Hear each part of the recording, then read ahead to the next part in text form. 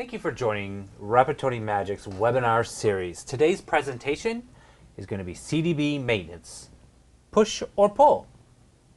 I'm Frank Rittersdorf. I'm an AMS support representative as well as one of the usual suspects on these webinars.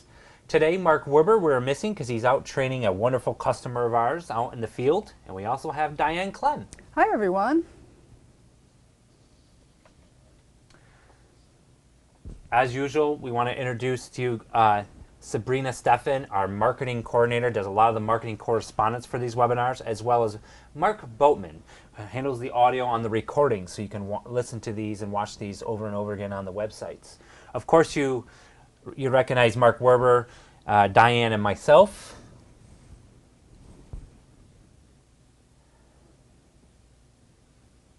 Excuse us for just a moment while we make an adjustment here so you can see what we're looking at. There we go. Now we're all together. There, exactly. And again, we have Sabrina Steffen on the left, Mark Bowman, and then Mark Werber, Diane, and myself. And we're coming to you live from Simi Valley. Today's webinar will be viewed in our most current version of Magic, Magic 10. If you have not upgraded to this latest and greatest version of Magic, we encourage you to do so. You'll notice many differences between Magic 10 and older versions of Magic. So to ensure the most efficient Magic experience, call our support staff to schedule your free upgrade.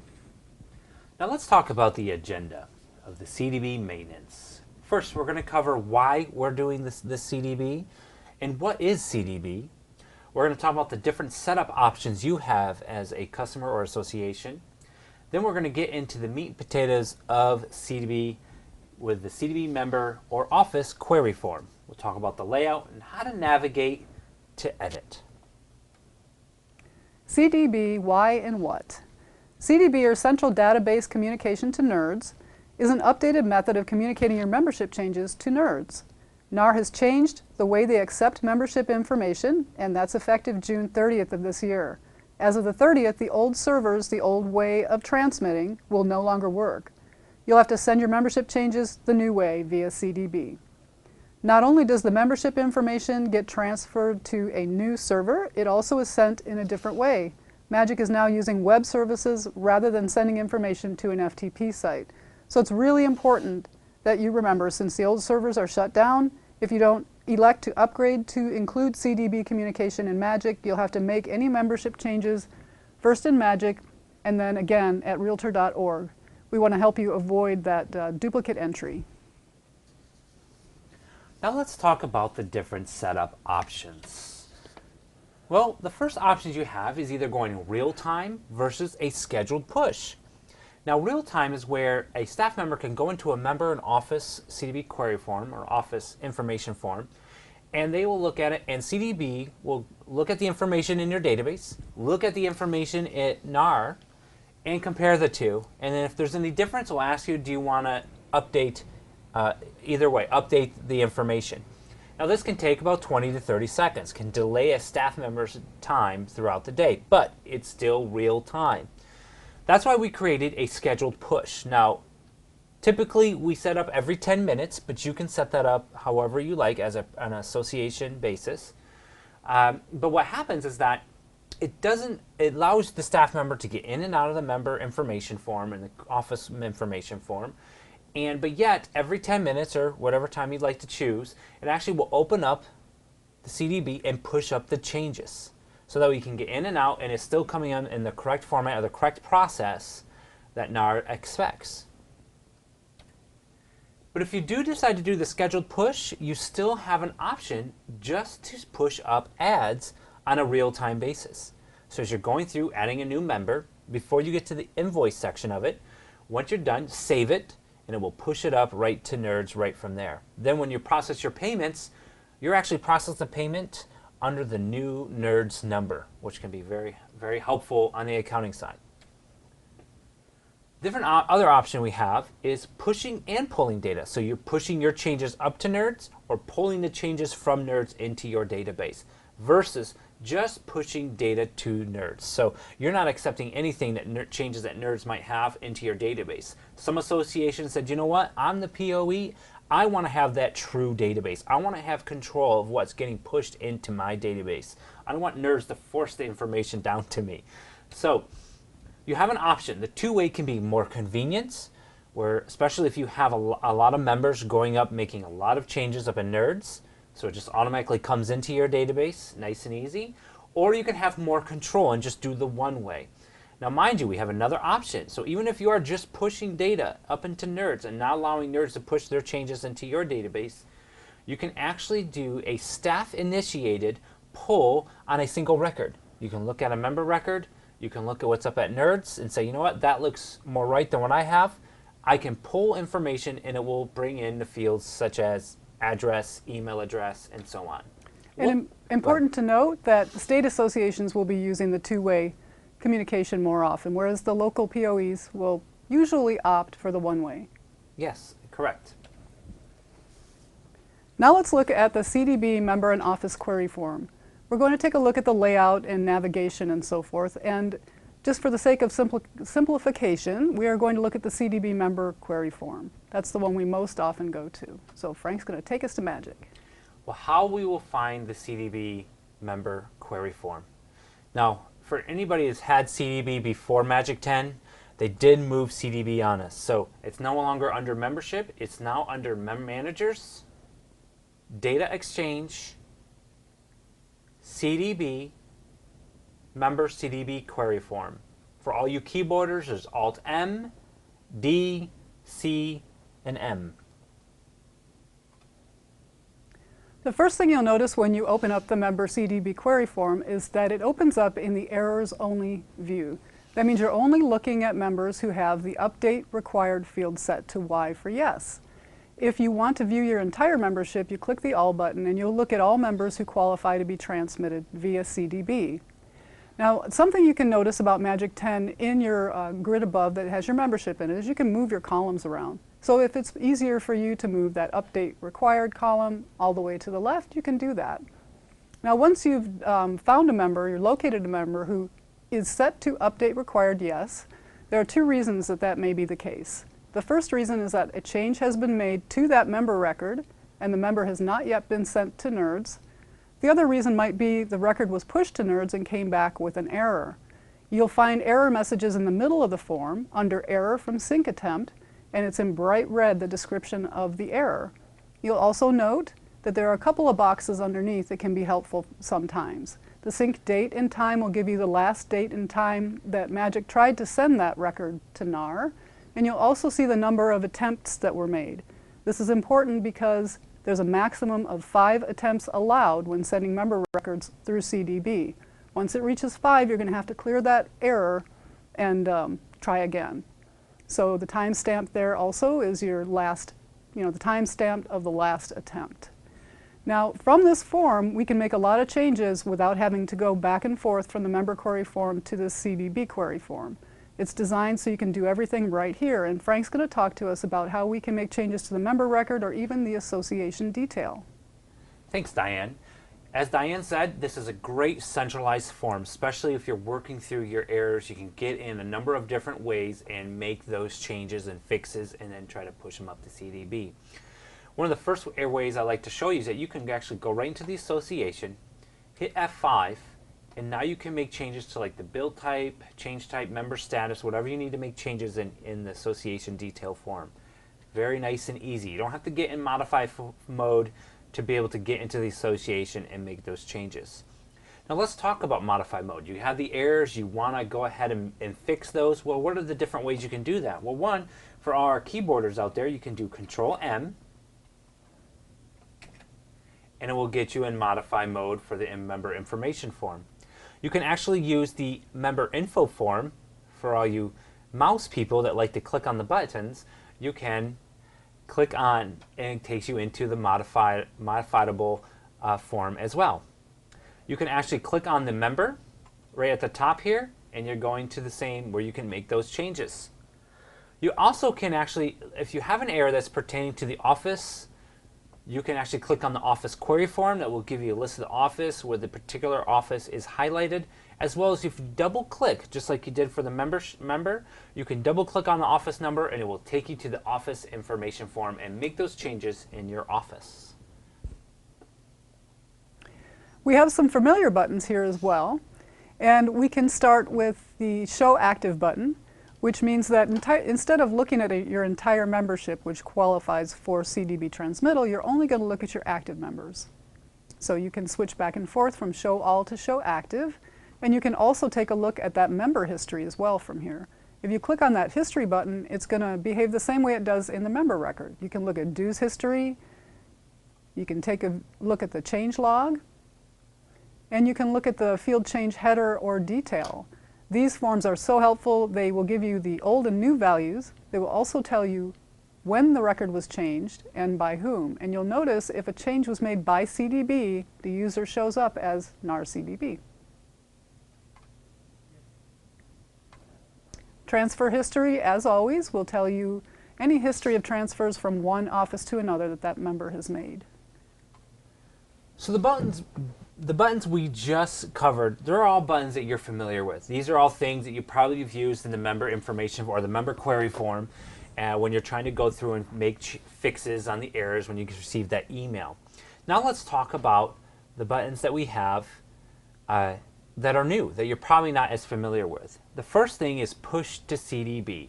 Now this is my instant gratification button. This is where you get that hot customer that some reason is inactive, she hasn't made her payment, and now she's like, I need the benefits, I need my zip forms, I need this, I need that. Well, take the payment, and now you can actually just push to CDB. It will do a query as well as a change. And if it's been updated, you will get the message, update to NAR completed. Now you know that this member has been updated up at NAR, and now she should be active and be able to receive the benefits she gets for being a member up at NAR or with the state. We also have Get from CDB. This is that button. So even if you're just pushing your changes up to NERDS and you're not letting NERDS just kind of automatically push the changes into your database, if you go here and you see that this member, you see this member has maybe updated information at NERDS that you don't have in your database, you can actually click on this button and it will pull in only the fields that a member could change up in NERDS. Like we said, mailing address, emailing address, phone numbers, that sort of thing. Now you're probably wondering, well, how do I see this? How do I see what's at NERDS compared to what I have in my database? Well, that leads us to the Compare CDB button. You click on this. This will give you a quick record of what you have in your database compared to what I have NERDS. In this case, where we have two different views. We have the differences view, which in this case it looks like it's just the bill type code that's different. You can also click on the All view. This will give you all the fields that CDB pushes up to NERDS from your database. And you can hit page down to see all the different fields, or page up. So this is a great way to kind of compare what you have in your database and what NAR has over on the right at their database. From there, you can decide if you want to push up to CDB to fix what's at NERDS, or maybe bring in some of the fields that a member could change up at NERDS into your database. That's right, so you have a lot of control from this one form in Magic. The other two new buttons that you're going to see are the Exclude button and the Clear button. The Clear button pertains to errors that might exist. So if you have an error, and maybe you've reached your maximum attempts of 5, or maybe you've looked at your member record and you've looked at NAR and everything is okay, you can click that Clear button, click OK, and the error will go away and the update required will change to No. That member record will not be pushed again until a change is made in the member record, and then it will qualify again to be transmitted via CDB. So if we make a change to this member's address, escape to save, and then push to CDB, Magic is going to update that information over at NAR. So this is the type of error message that you would get. Update to NAR completed, but with errors. We still need an email address in here, and now you have the error show up again. Exactly. So even if that piece of information is still missing, you can see it in the error field and you know exactly what to correct.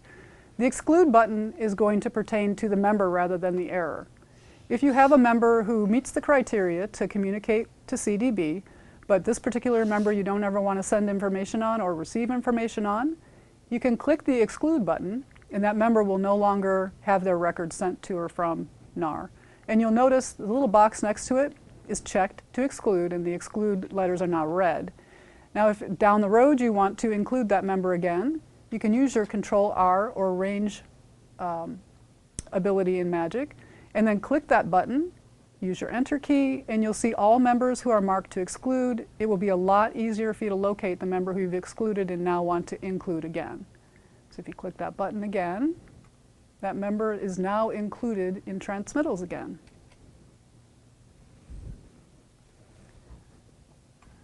Now let's take a quick look at what the Office CDB query form looks like. So again, we're going to Data Exchange, CDB, and an Office CDB query form. Now you'll notice we have a warning message saying we have no errors, so it's going to switch. It's going to switch to the view of for all the members. So this is what you will get if you don't have any members, either for a member or even Office. As you can see, the Office CDB query form is identical to the member CDB query form. You can still move the columns over. You have the same buttons as well as the association. The same abilities from one location in Magic. Exactly. Let's review. So we covered over the different layouts of the CDB member and Office query form. We also talked about how to navigate and make those changes and using the buttons you're familiar with, like the history and the member info and so forth. We looked at some new buttons also that are available, the Push To and Get From CDB buttons, and the Compare CDB to NAR Central Database button. We also looked at the Clear Error button and the Exclude Member or Office button. So to summarize, we talked about why we're using CDB, because NAR is making they had to change their servers, and so we're adapting to that. And what is CDB? It's a web services type format to send the transmittals compared to what it used to be through FTP site. We're also talking about the different setup options where you can do the two-way conversation or the two-way push and pull with your changes and NERD's changes, as well as the one-way. We even offered those new options where you can do just real-time ads or use that button to really kind of pull down that information that you need for that one member and have that control over that. We also talked about the CDB member Office query form where we had the layout of it, how to navigate, the different types of buttons we use, like for instance the push and get from and the compare CDB. Now it's time for our question and answer section. So hang on with us for a sec here. We're going to take a look at some questions.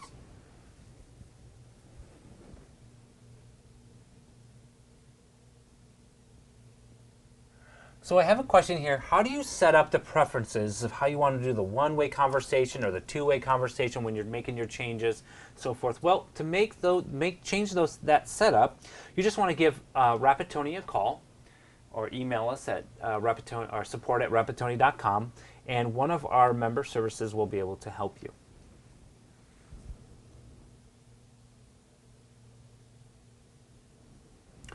So we have a question here too. How would I know if I had the two-way conversation and I had NERDs pushing their changes into my database? How do I know, where can I pull up a report where I could see all those changes that happened in my database?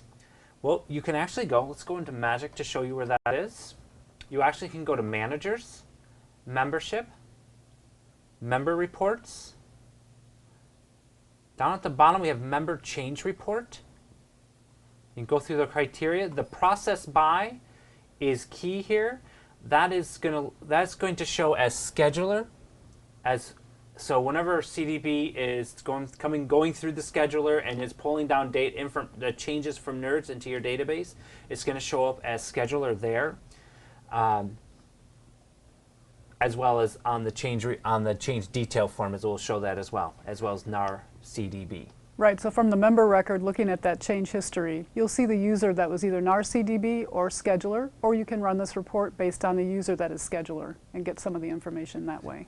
And we also have a Office change report under Membership, Office Reports, Office Change Report.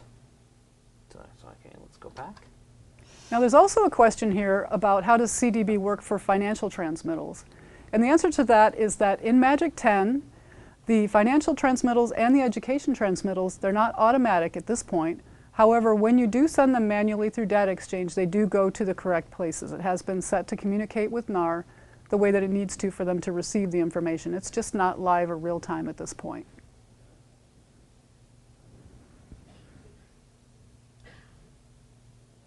Another question is, does this service cost the association? Well, you'll be contacting our sales department if you want to purchase this module of CDB, and they can talk about that with you.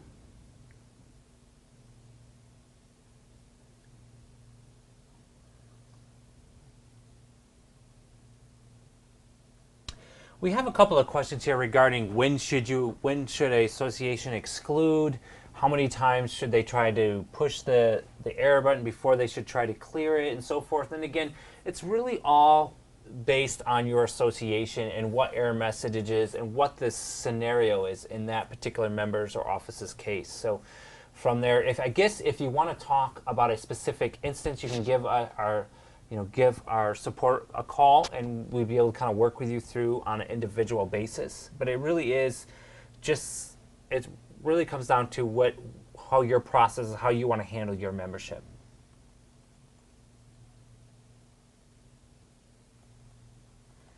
If we perform a one-time push, is there a cost for the one time?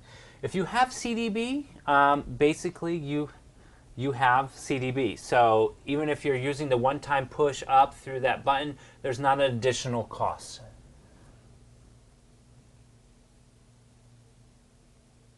So we have a question here. If I exclude a member, can I then later go back and have them included for CDB uploads? And the answer to that is yes. So if I go to the CDB member query form, if we go to Alt-M, D, C, and M, okay. So for instance, and let's say I'm just going to do a search to find all our excludes. Okay, here we go. So to include them, I just need to find the member and hit this exclude button, and that checkbox disappears. That means that member has been, again, now included to be able to be flagged to be sent up through CDB at the next change.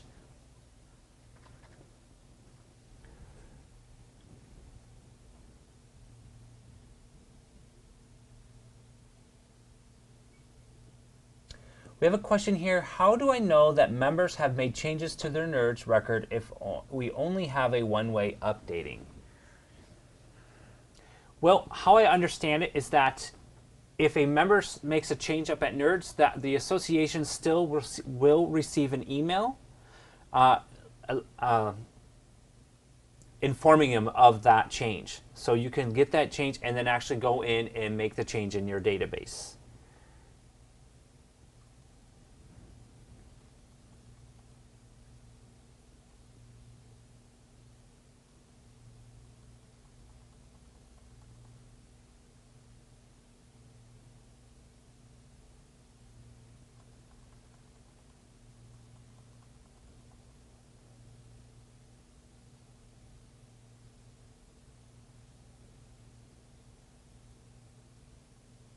I have a question here regarding the being upgraded to Magic 10, and are they completely compliant with Magic 10? As far as I understand, yes, you should be compliant. Regarding education and financial, transmittals, like I think Diane had mentioned before, it's the same process for you. We just kind of went in the back end and change the process for you, the back-end process, so it does go up under a CDB or an XML process or a web service process rather than the FTP. So if you have Magic 10, you should be compliant.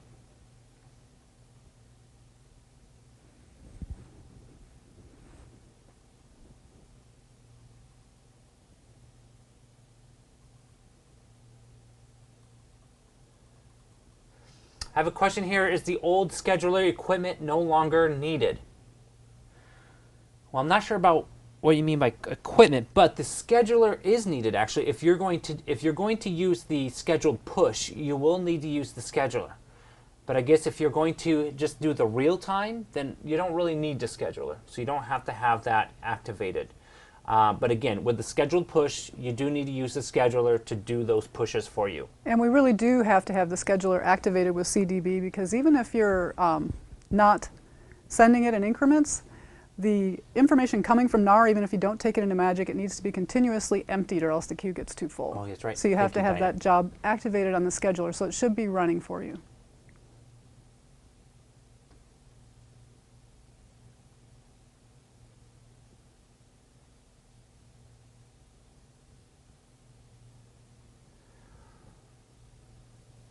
So we have a question here. We don't have a pull button. Is that in Magic 10, or is it because we're set up for a one-way only?